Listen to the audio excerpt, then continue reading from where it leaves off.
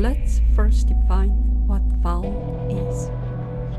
Vowels are often said as sounds in which the airstream moves up from the lungs and through the vocal tract very smoothly. In other words, there is nothing blocking or constricting the vocal tract. By contrast, consonants are sounds that have obstruction somewhere in the production.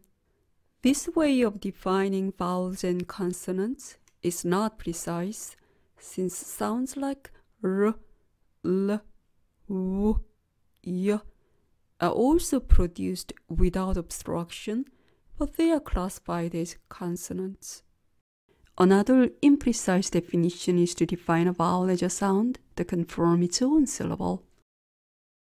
This definition is insufficient, since consonants like r, l, m, n can stand as syllables in certain situations.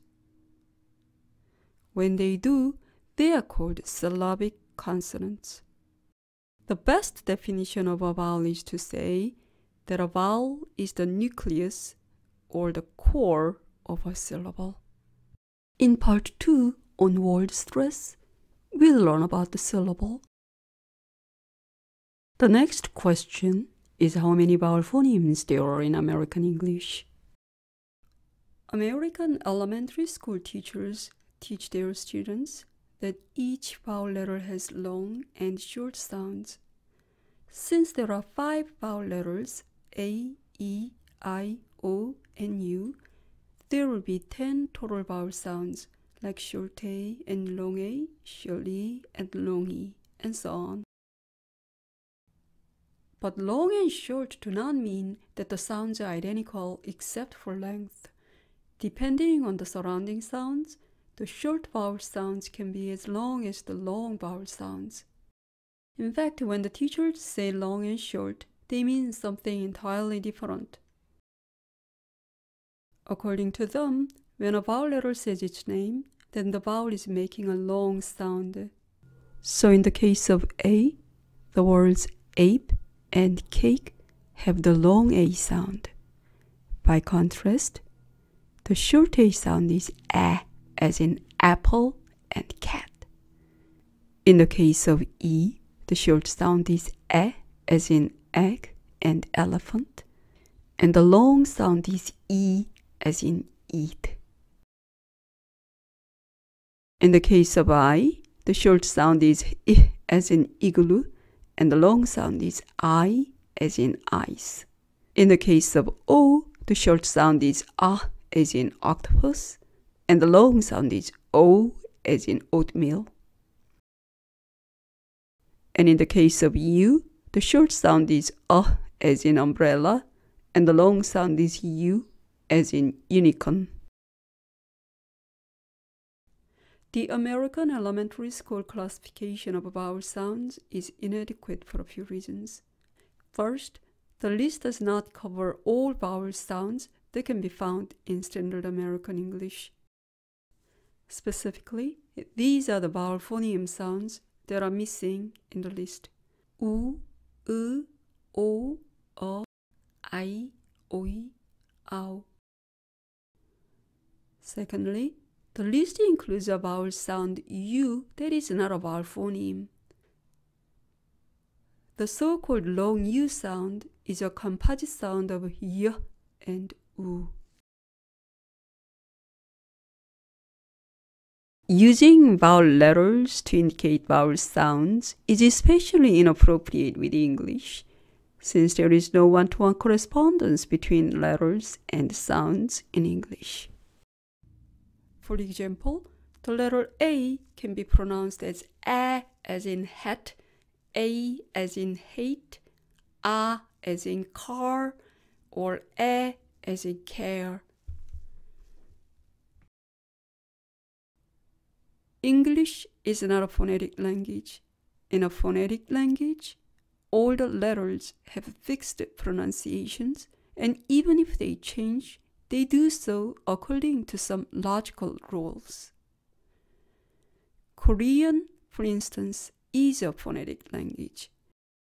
The Korean writing system was invented and distributed by the government in 1446 to teach its people to speak with correct sounds.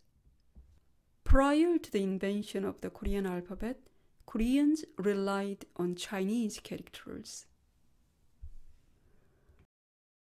By contrast, English writing system was made in a haphazard way to teach history of foreign invasions and their long-lasting occupations on the land of Britain.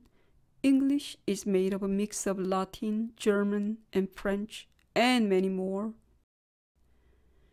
Because of this, we cannot sound out English words.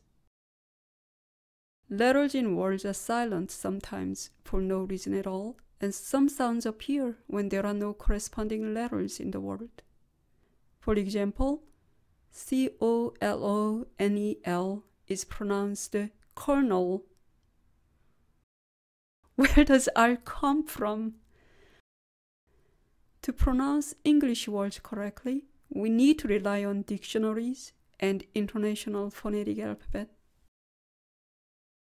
To determine the number of vowel phoneme sounds, we should first notice that in English, vowels can be grouped into monophthongs and diphthongs. Monophthongs are vowels with one pure sound. There are just 10 distinct pure vowel sounds in American English. They are E, E, E, U, O, A, Regarding A and they differ in stress rather than in sound. That is, the schwa is used for the unstressed sound. So one could argue that there are 9 pure phoneme sounds, but in this course we separate them since schwa is a special vowel. When we produce monophthongs, the tongue stays in the same position even if we prolong the sound.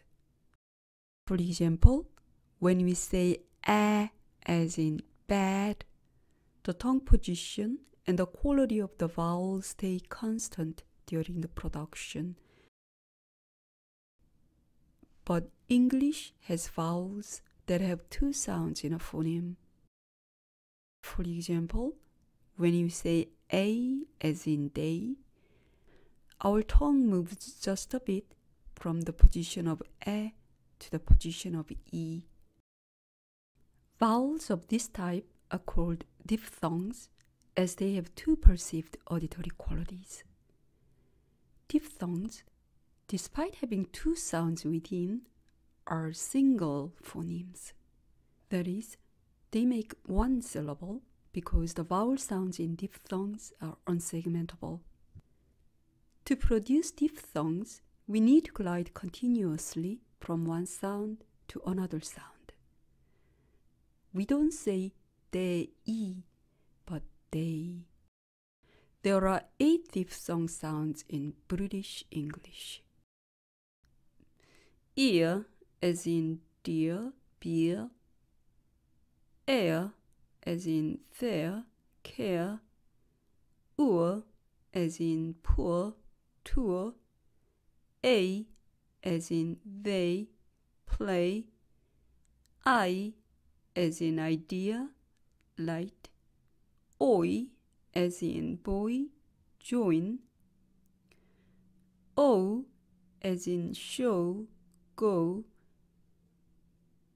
Ow as in sound and how. In American English, however, the first 3 are not viewed as diphthongs, as the schwa arises due to the R sound. That is, the first 3 occur only when R is followed. Given the rhoticity of American English, we can say that there are 5 diphthong sounds in American English. A, I, oi, o, ow. When we consider monophthongs and diphthongs together, we can say that there are 15 vowel phonemes in standard American English. In this course, we'll learn how to pronounce these vowel sounds correctly. Since vowel sounds are produced without any obstructing part in the mouth, it can be hard to describe how to produce the sounds.